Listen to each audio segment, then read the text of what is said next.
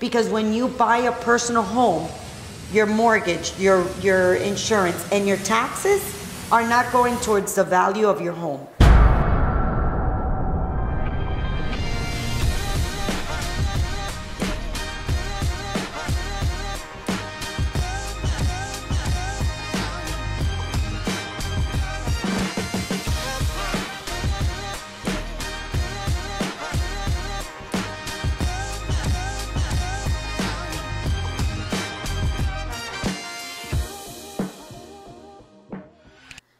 So a recession in the real estate industry plays a lot of different topics that you could match up so that you could say, oh, wow, we're in a recession, right? So normally the GDP really indicates, where we're at in a recession, your employment, unemployment reports, your consumer spending, your rates right now is a part of it. So at the moment, we are feeling it in the real estate world.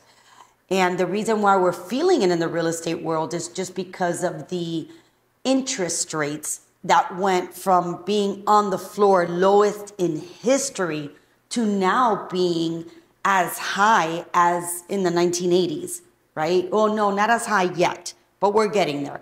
Hopefully we won't get there actually, but we are pretty high, right? So what happened with a lot of investors is that they went in with floating rates. And what is floating rates? Those are rates that go up and down depending on what the market is doing, where the banks, the Federal Reserve and all that stuff have the rates. Well, we were at, 1-2% interest rates. And now they're as high as almost 8%, right? So an investor that went in with an underwriting of a rate of 3%, and overnight their rate is jumping up to 5, 6, 7%, that completely changed your investment game, right? So now you're thinking that you have a mortgage of $1,000, and tomorrow you wake up and you have a mortgage of $8,000. So that's why right now, especially in these short-term holders, they're having this whole chaos happening to them. If you're looking at at the reports and at the different medias, you're seeing a lot of people in foreclosure in multifamily because they went in with syndications, very, very high leverage. And now they don't know what to do, so they have to let go of the property because the rent is no longer covering their debt, right? And this happened back in 2006, 7, 8, 9. We were there before. We were very high leveraged, and the rates didn't go up though then, right? It was just that we were so high leveraged and there was no jobs. In today's market, the difference between 2008 financial crisis and today's recession is that in the financial recession, no one had real money. That was all fake money. People were financing 110% of their properties. Today, they were putting 20, 30, 40% down. So there was real money down. But the rates in the financial recession, they didn't go up. They actually went down. In today's market, our rates are skyrocketing, and there's no way that being so high leverage that you can cover your payment, your debt payment, So everybody that went into this game with everyone else's money and had zero money of their own in there, basically, because a lot of the syndicators, that's what they did. They're in a lot of trouble today, unfortunately. So the difference, if you want to know, between 2006, 8, and today, rates didn't go high. There was no real money. In today's date, there was real money, but the rates are just skyrocketing.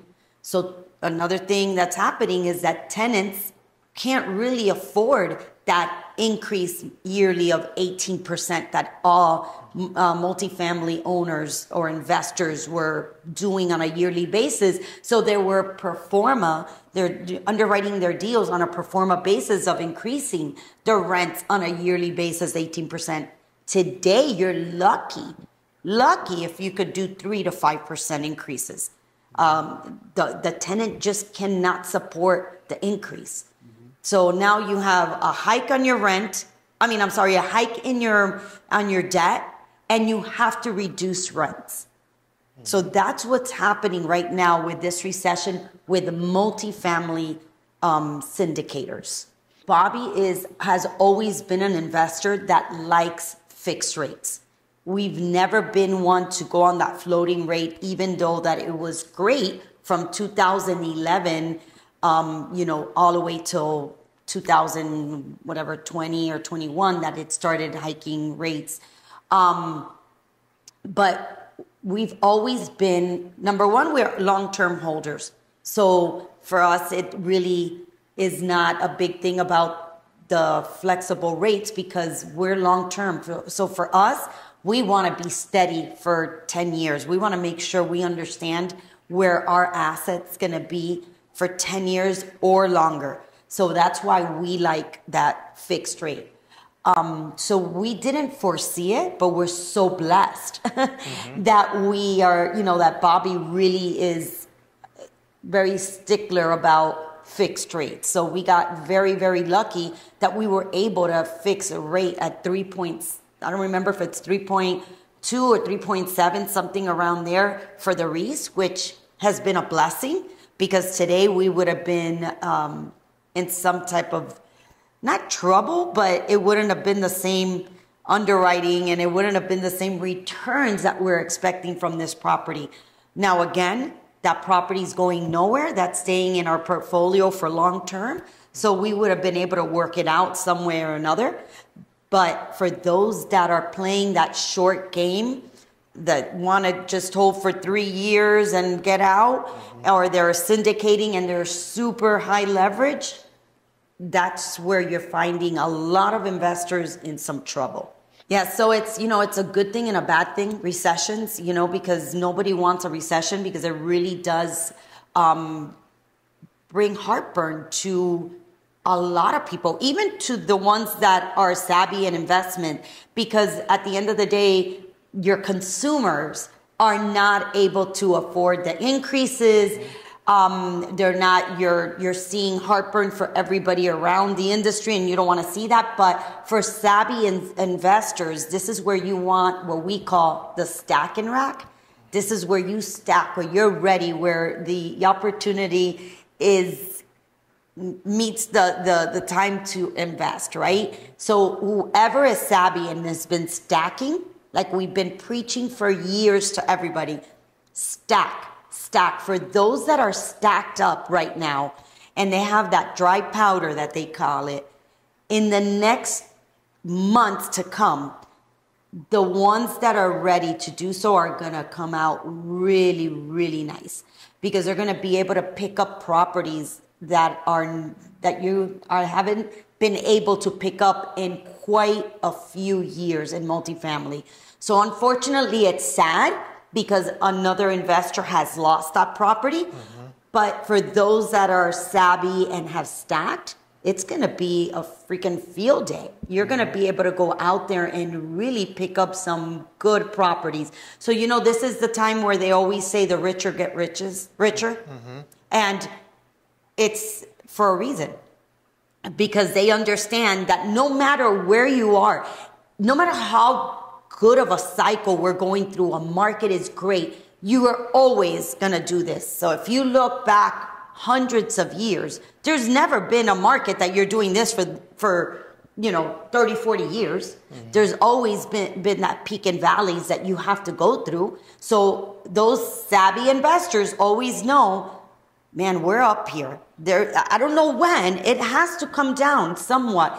The market has to get balanced out, right? So in order to balance out, this is what we're going through. Unfortunately, again, we've never been through a market while investing that the rates have been this high, right? So, And now again, you could have all the money you want, right? But the rates, if the rates don't make sense for your debt, you also can't buy. So right now, really, the ones that are going to win are the ones that could go in and buy completely cash, buy these properties, wait, and then refi cash out so that you could take out everything you have in there, go to a normal leverage, and then go buy some other stuff, right? So right now, cash is king, you know? So yes, that's, it's an unfortunate, but a fortunate time as well. So, you know, back in when Bobby and I first started buying multifamilies, you were looking at cap rates of like double digits, you know, 10% cap rates. That got lost really soon when we start, you know, back in, I don't know, 2014, 15, I think it started going to single digits, and then from single digits to really low digits. I mean, just a year ago, you were looking at multifamilies at 2% cap rates, you know? That's almost like you're better off not even owning a property because you're really putting in all that work and effort and risk, because everything's a risk, at 2%, right? So we're going to go back, I believe, to probably that, you know, I don't know that we'll go to that double digit ever again. Maybe we can, I will hope. But I mean, I think a correction will probably be somewhere where you're looking at underwriting in place NOIs of like probably 8% cap rate. I'm thinking at the rate that we're going right now. So I think that would probably be a correction. Also, your rent increases won't be at that double digit. You know, it'll be more moderate, more probably, you know, probably that low double digit, 10, 8, something like that. Or even right now, like I said, right now you're lucky if you could get a 5% increase on your renewals. You know what, the Class A's, unless if it was one of those new investors that had syndication and they were coming in, you're probably not going to see a lot of A's because the A assets, it's normally bought by institutions. And those institutions are very savvy investors and have so much money backing them that I'm not sure about that. But you, of course, like everything else, you're going to find a few maybe here and there. You'll find them. Developers, you'll probably find a lot of vacant lands that were ready to start building and they've completely put a halt on it because rates are just not making any sense for a developer to be able to get off the ground and then resell that building when they're, you know, when they're done. It just doesn't make any sense. The rates are just crazy right now. So what I think is going to happen is that you're going to see a lot of developers have completely put a freeze to any projects. So normally a project takes about two years to build. So everybody stopped right now in 2023. So for the next 2 years, there's really not going to be a whole lot of ground ups. So what is going to happen? The demand for the ones that are already built, that's where you're going to be able to see the investors that were able to hold on to their properties be able to take that advantage again of increasing rents, being able to get back, you know, the valuations back on their properties because the demand's going to be there. You're going to be very low on inventory on multifamily per se. Even on single family homes, I think builders are probably right now pencils down. You know, we just don't know where these rates are going. We still don't know if there's going to be another increase or not, right? It keeps on saying, oh, yes, maybe, no, we don't know, maybe a half a point, maybe, you know, we don't know. We don't know where we're standing right now with this economy and the rates. So everybody is on a freeze. They're like, don't move, stay where you're at. Oh, 100%. I mean, right now, the real estate investors that own properties that are not highly leveraged and they are holding for long term, super safe. I mean, I got to knock on wood. We're extremely blessed to be able to have a portfolio that we have. We are long-term holders. We don't buy for short-term. So we never worry about this rate right now. Like I said, we go fixed rate, long-term financing. So for us, we're okay. We're doing great. Our rents, even if we could only increase on an annual basis 3%, we still bought, at the right cap rate, right? So we're not worried right now with the economy, what's happening with the properties, who's buying, who's not, because for us, we're not planning on selling our portfolio. And if we are holding right now, we luckily have some dry powder to be able to go out to the market when we're ready to go buy properties. And if we need to buy them cash, we will. So right now we're also just sitting back and just getting all the knowledge, information. We're on every market, what's happening in this market, what's happening, getting that knowledge. So when everything is settled, we know where we're going to pounce at, and we're going to be able to take advantage of what's happening in the market and not say, oh my God, why didn't I get ready for this, right? So we're luckily in a good position. And like I said, unfortunately for those that were not able to keep their properties or didn't invest a proper way, but whenever those properties do come to market, we're going to be able to take advantage of them. And, and that's where you make the most fortune, is when you're able to buy when everyone else is not. And that's a very, very important part in real estate investing, is knowing that when the market is down, you better buy it, because that's the best bet, because that's what we call winning at the buy. Because you're buying when the properties are at their lowest value, nobody wants them. You get them, and then you're coming on the uptrend with them. So you bought here and you're moving up, and you're going to be able to sell or hold on, God knows, whatever you want when you're up here. So you buy here, you win, because look when you're selling. That's what you need to compare to, where a lot of people love to buy when everybody's buying. Oh, the market is great. The market's great. The market's up here. That's on the top of the mountain, the peak of the mountain. That's when you're buying. Guess where you're going? You're going right here. So this is not winning at the buy. So that's what we say when you win at the buy, is when you buy when the market it is at the lowest. And of course, when you're at the lowest, right, your rents are not as high as when they're here, but you're still buying your asset so low that it's okay wherever the rents are at, right? And then you increase the rents as time comes by, and you're increasing the valuation of your property. Now it's all pure profit for yourself. We had dinner with my brother-in-law, Bobby's brother, and my sister-in-law, and all four of us, we love to mastermind together because, we created many businesses together. We invest in real estate together, and we just, us four, have this chemistry that whenever something's going wrong, even though that it doesn't, let's say they're having an issue or we're having an issue, us four get together and we sit down and we solve the world, is what we always say. So yesterday we're like, hey, let's sit down, let's talk. We have a couple of things that we need to discuss. Let's mastermind. And we were talking about people that don't diversify. And we know a few people that are saturated in one market and all their money is in this basket. And right now they're hurting.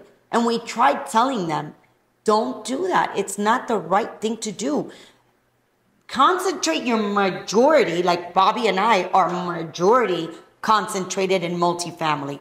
But we have diversifications in other buckets. They're not as big as our multifamily, but we have little buckets that we diversify because, again, you don't know what's going to happen. Like I said, again, Bobby and I, thank God, we're very safe in our investment in multifamily. So we are very blessed that we're not worried about it right now. But we have other little buckets that are not in the real estate arena that bring us income. So we still have some other cash flow businesses that are coming in, and we diversify. Everyone should diversify, regardless of the percentage that you diversify. but you still need to, because you do not want to carry all your eggs in one basket. You know, this is where I always say that networking with people in the industry is very, very important, because in times like this, your brokers out there are going to be your best friends. They're the ones that are going to have those properties that customer doesn't want to be out on the market for whatever reason. They're going to have those pocket listings. They're going to have, they're going to know who's in trouble because of their debt, because of a syndication issue, whatever it is. And they're going to be your best friends. They're going to bring you those special little deals that need execution immediately, right? So networking in this industry is super, super important. You have to make sure that you are a person that is likable, that is sociable, that is, you know, genuine. So that when they're out there thinking, who's the investor that I need to call, that I know that he's going to close on this property, he's ready to go, he has his stuff ready, he understands this market. So you want to make sure that you're out there making friends with everyone in this industry, so that you could get those deals that no one else is looking at. Is it a good time for a person to get into real estate right now? It's a double-edged sword. Yes and no. I explained this a little while ago. Yes, if you have the money reserved for investment and that you have acquired the knowledge that you need in order to invest in whatever asset type you're investing in, right? Real estate has so many different arenas, right? We have multifamily, we have shopping centers, we have warehouses, we have offices, medical buildings. I mean, it goes on and on and on and on, right? It is good, and I would say to even wait just a little longer, because there's going to be better opportunities to come. But yes, if you do know what you're doing, because right now you need to know how to manage a property. You need to know where you're investing that money into to make sure that that market, again, you're winning at the buy, because prices on some real estate investments, owners are still not realizing that we're coming in this recession, that the property, that the cash flow on these buildings cannot make sense with the pricings that they want. So you have to understand that underwriting a deal, and that it makes sense with, are you buying it with no leverage, or are you buying it with leverage? If you're buying it with leverage, what type of leverage are you getting? What debt are you getting on this property? Is it going to make sense? So it's a very dangerous investment right now, but if you're smart and you've been stacking up with knowledge, I tell you, yes, I will buy in this market knowing what we know. A new investor, I would tell you to wait a little bit, just because we're in a territory that we've never really been in, right? So we don't know yet. We're still in that limbo. Where are we going? Are we going up? Are we going down? So for a new investor, I would be kind of scared to say yes. But I would rack up in knowledge. I would learn every aspect of investing. Right now is the time to get that brain full of knowledge. Even if you think you know it, keep on reading, keep on looking at podcasts, get a mentor, get a coaching program, whatever it is, get knowledge, impound that brain with knowledge so that you can invest, because I am telling you the next year is going to be an awesome opportunity to be investing in real estate. Now, to buy a personal home, absolutely not. It is not the time to buy a personal home. Reason being, rates are huge right now. They're the highest that they've ever been. When you buy a personal home, remember, you are taking out money on a monthly basis and literally putting inside a garbage can, because I don't care what anybody says, and I know I'm going to get a lot of remarks saying, oh, I don't know why you're saying that, but when you're buying a personal home, you don't own a home. The bank owns a home. And they say, oh, it's not the same as renting. Oh, yes, it is. Because when you buy a personal home, your mortgage, your insurance, and your taxes are not going towards the value of your home. When you calculate that through the 10 years of buying your home, if you calculate that to 10 years and you sell your home, you're not making no money. You think you are because you're buying it at this price and you're selling at this price, but what you spend between your mortgage, insurance, taxes, and your repairs in the home, you're eating up that margin, right? So at the present time to buy a personal home, absolutely not. Another reason why it's not a good time to buy a personal home. There's so little inventory because homeowners got mortgages back when it was 1%, and they are still on that 1-3% interest rate mortgage. If they sell those homes right now, what are they going to buy? Because whatever they're buying, the house is more expensive and the rate is triple the amount of what they were paying for the home that they have. So no homeowners at the present time are selling homes that are making sense for a homeowner to purchase.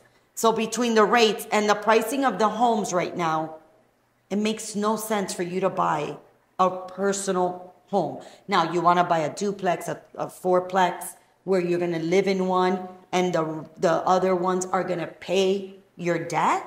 100%. Yes. But not a single family home for you to live in. It's not the proper thing for you to do at the present time.